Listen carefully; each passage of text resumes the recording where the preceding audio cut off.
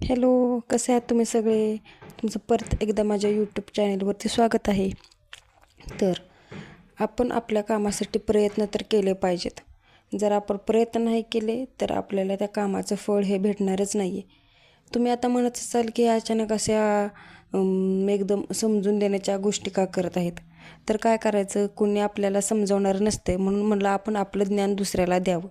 तर जाऊ द्या, हे सगळं बाजूला ठेवून आपण वळूया ते आपल्या व्हिडिओकडे. तर आज माझ्या नक्की स्वयंपाकाला काय बनवावं हे मला समजतच नव्हतं. कारण रोजची भाजी खाऊन तर कंटाळाच येतो म्हणा. पण त्यातूनच काहीतरी वेगळं करण्याचा प्रयत्न करत होते.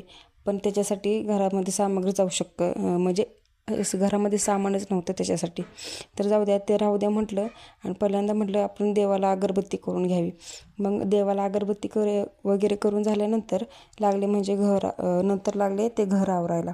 उशांचे कवर वगैरे सगळं व्यवस्थित लावून घेतले आणि स्वयंपाकाच्या तयारीला लागले.